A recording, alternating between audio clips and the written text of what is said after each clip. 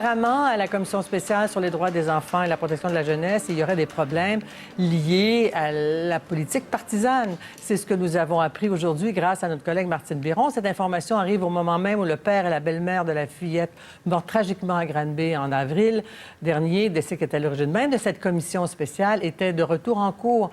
Je reçois la présidente Régine Laurent, présidente donc de cette commission. Bonsoir, Madame Laurent. Bonsoir. Alors, problème relié à la présence de députés sur votre commission, Bisbee? Non, c'est-à-dire qu'il faut comprendre, cette commission-là, elle est spéciale à plus d'un titre. Par exemple, effectivement, il y a un député de chaque parti politique qui est là, plus les commissaires experts, entre guillemets. Et pour les députés, ça commande un devoir de réserve. Donc, ils ne peuvent pas parler des travaux de la commission. Ils ne peuvent pas publiquement non plus commenter ce qui se passe de près ou de loin. Donc, il y en a 3 d'entre eux qui ont dit, nous, on va se consacrer à cette mission-là pour les enfants. Donc, ils nous ont expliqué que il y en a que ça leur faisait vraiment mal au cœur de laisser tomber des comités auxquels elles participaient ou des commissions. Et il y a effectivement M. Zanetti qui m'a appelé pour me dire, bien, moi, mon choix, je le fais de rester comme porte-parole santé et services sociaux, comme critique services sociaux. Puis c'est correct, c'est son choix. Oui, M. Legault a dû intervenir? Non, mais non, ça, c'était pas correct parce qu'au moment où M.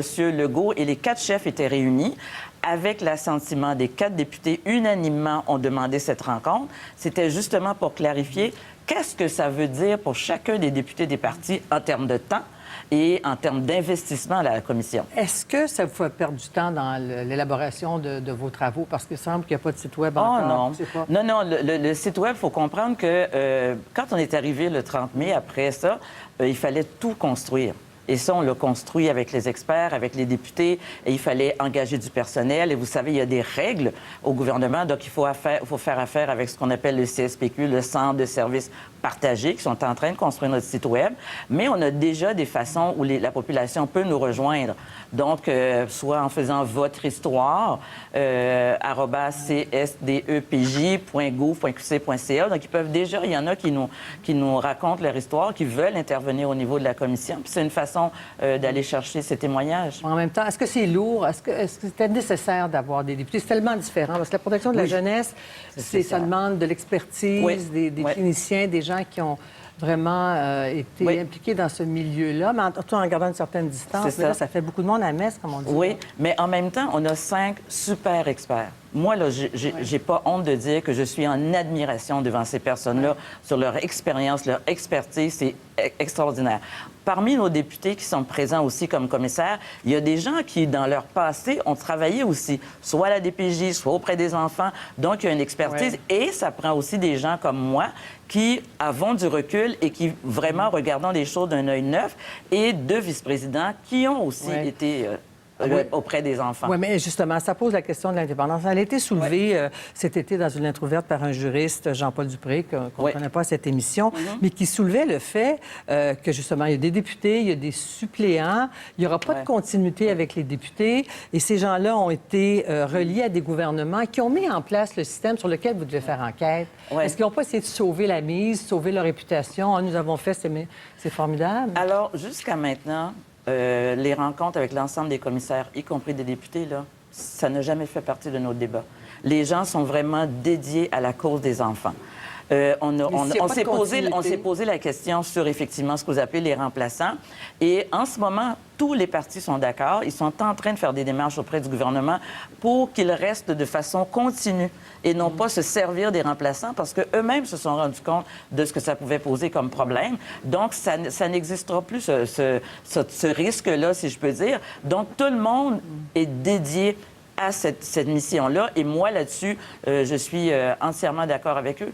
Ouais, en même temps, parmi vos experts, il y a un clinicien, non, mais il y a des gens qui étaient encore reliés au système de protection de la jeunesse au moment où ils ont été nommés. Oui, des gestionnaires, effectivement. Est-ce qu'il n'y a pas trop de gestionnaires et pas assez de gens qui ont un recul clinique sur les problèmes? Parce que si tu es embauché comme expert et puis que tu vas être tenté de cautionner les erreurs du système dans lequel tu as travaillé pendant des années. C'est vraiment pas ça qui se passe. Parmi les gestionnaires qui sont là comme experts, au contraire, je peux vous dire que moi, je me sers de leur expérience comme gestionnaire et ce qu'ils sont en train de démontrer et de nous aider dans le plan de recherche, notre feuille de route, c'est de nous pister où il y a des problèmes, où est-ce qu'il faut aller creuser, quelles sont les questions qu'il faut se poser. Ils sont très bien placés. Puis il y a des gens aussi qui ont été dans le réseau des DPJ et qui ont pris leur retraite depuis un certain temps et qui reviennent parce qu'ils veulent boucler la boucle. Ils veulent vraiment profiter de cette commission-là pour effectivement changer les choses pour les enfants. Je soulève depuis le début de l'entrevue la lourdeur possible. Ça va bien du monde, beaucoup de commissaires. C'est plus que la plupart des commissions d'enquête. C'est vrai. Bon, mais en ce moment, ça nous sert. Ça nous sert parce que quand on est arrivé, on n'avait personne. Il y avait les 2 vice-présidents et moi, la secrétaire, l'administrateur, mais on n'avait pas d'équipe de recherche. Donc, on s'est servi, dans le bon terme, dans le sens du terme, de ces expertises-là pour dire comment est-ce qu'on prend ça, le grand mandat très large, mais il ne faut pas s'épivarder, il faut rentrer dans les délais. Donc, on s'est servi de leur expertise pour nous aider à circonscrire le mandat et en discuter ensuite avec les députés commissaires. Ouais. Vous êtes une ancienne chef syndicale, vous avez souvent critiqué les institutions, souvent critiqué les gouvernements, et peut-être même sur des questions d'apparence de conflit d'intérêts. Quand on travaille, même avec des experts, avec des gens qui ont un peu la patte encore attachée à ce qu'ils ont créé, est-ce que ça vous dérange pas? Bien, il n'y a plus personne avec la patte attachée. Ça a été créé, la commission, le 30 mai.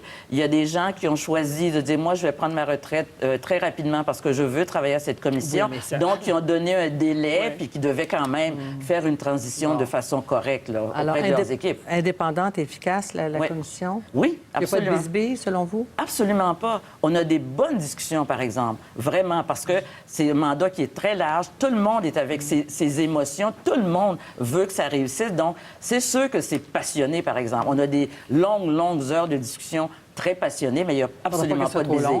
Pardon? Il ne faudrait pas qu'elle soit trop longue. Non, d'ailleurs, c'est à l'interne, c'est un gag. Là. Tout le monde dit, Régine dit 30 novembre 2020, et on veut respecter le délai qui nous a été donné. Merci, Mme Laurent. Au plaisir, merci.